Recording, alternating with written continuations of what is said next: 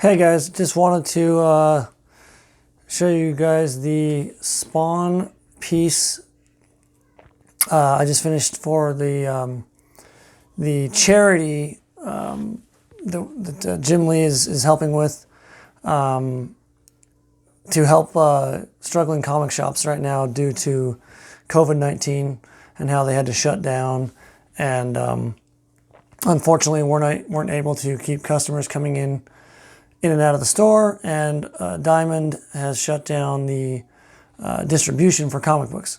So I'm pretty sure Jim Lee started this whole thing, but there's a few foundations going on right now, and this one it's for Think Bink or Thinking Bink, and I'll tag the page that it's for. But anyways, wanted to show you the process. This is of course, Todd McFarlane's Spawn.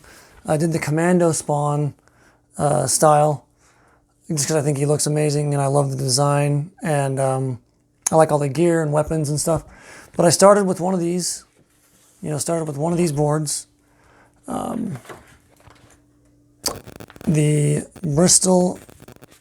Strathmore Bristol Smooth paper for comic books. It's got the lines, it's got the blue lines, dotted lines on it. It's 11 by 17. And I get these at Hobby Lobby, or you can order them online. But wanted to show you exactly what I used for this piece.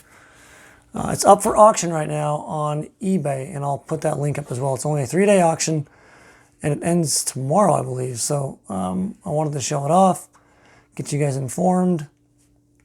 I also put it on my social media pages, but just a little bit more in depth on it.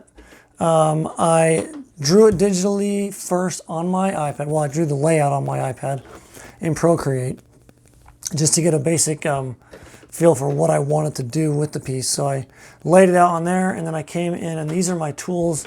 I'm going to go through them with you. This is the Pentel Pilot brush pen, very popular among comic artists. One of the best tools I have. Refillable ink cartridges. You've got a nice tip on there. You can get some thick lines if you put some pressure on it, but you can also get really thin lines.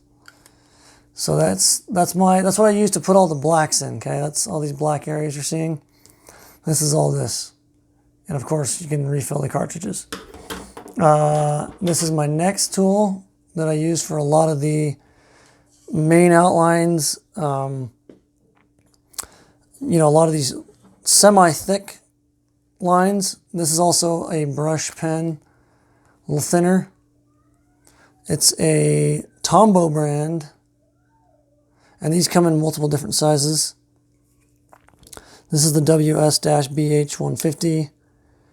Just look for the blue one. You can get all these on jetpens.com, or I think even Amazon. This is what I use for the rest of the smaller line work. The Micron brand, Pigma Micron PN. And I guess that probably stands for pen, but I'm not really sure. But this has got a nice tip on it. You can get a little bit more pressure, a little bit more thickness and line weights with this one. I really like this. This is a great all-around pen that can do a majority of your work. And then I use these, I guess these are like a crayon type of pencil. You have to sharpen them with a knife or a blade. And that's what I do a lot of the shading with, like a lot of the gray tones. I'll come in with that. But I also use a ink pad, like for stamps, for some of this gray tones in here. I'll just dip my finger in it and do some smudging is what I call it. And then I use these for the whiteout, the Posca brand, Uniposca, and you can get these on their website or JetPens, or I think Amazon as well. And this is the 0.7 mm size, super nice for the thinner white lines. And that's for coming in here, in some of these areas like this vein here, you know, these strings and these little details with the scarf here. That's what I use this for. And then last but not least, I will use some watercolor, black watercolor, which I'll just keep in like a little thing like this. You know, there's a little bit of watercolor in there, and then I use a cup of water and a brush like this. Cup of water, brush, some black watercolor, and that's how I'll get a lot of these actual gray tones, right? All these tones that are clearly gray, the smoke behind him, those are that's just black watercolor there, guys. So anyways, take a look at this, look it up on eBay.